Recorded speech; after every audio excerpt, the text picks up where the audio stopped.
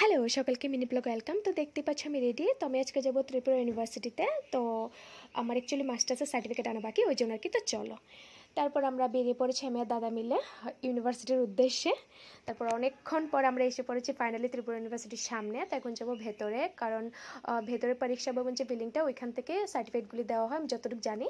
তারপর আমি পরীক্ষা ভবনের ভেতরে গিয়ে যা যা ফর্মালিটিস ছিল পূরণ করে আমি সার্টিফিকেট নিয়েছি। তো নেওয়ার পর ভাবলাম যে অনেকদিন পর যেহেতু এসেছি ডিপার্টমেন্ট থেকে একটু ঘুরে আসি, কারণ অনেকদিন হয়েছে যাওয়া হয় না। তারপর আমি দাদাকে বললাম যে দাদা চলো ওইদিকে। তারপরে যে লেকটা দেখতে পাচ্ছ, মানে এখানে অনেক মেমোরিজ, কারণ আমরা বসে আড্ডা দিতাম। তাই দাদাকে বললাম যে লেকের সাইড দিয়ে চলো, এদিক দিয়েই যাই, কারণ অনেক আড্ডা দিতাম এখানে আমরা সবাই মিলে। তারপর দেখতে পাচ্ছি সামনে যে বিল্ডিং, তো এই বিল্ডিংয়ে যাবো। তো বিল্ডিংয়ের মধ্যে ঢুকে তো আমি অনেক খুশি, কারণ অনেকদিন পরে এসেছি, আমি ঘোরাঘুরি করছিলাম। তার মধ্যে দাদা লিফটে উঠবে না, কারণ দাদার মাথা ঘোরায়, তো জোর করে আমি দাদাকে উঠিয়েছি, কারণ আমার কোনো এনার্জি নেই যে সিঁড়ি দিয়ে উঠবো। তারপরে আমি এসে পড়েছি ফাইনালি আমার ডিপার্টমেন্টের সামনে। দেখতে পাচ্ছি ডিপার্টমেন্ট অফ পলিটিক্যাল সায়েন্স।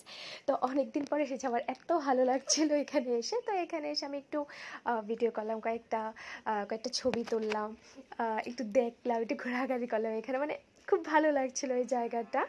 তারপরে এখানে থেকে ফটো তুলে আমি আবার বেরিয়ে পড়েছি, কারণ আমার কাজ শেষ, আজকের জন্য কাজ শেষ, আবারও আসতে হবে একদিন।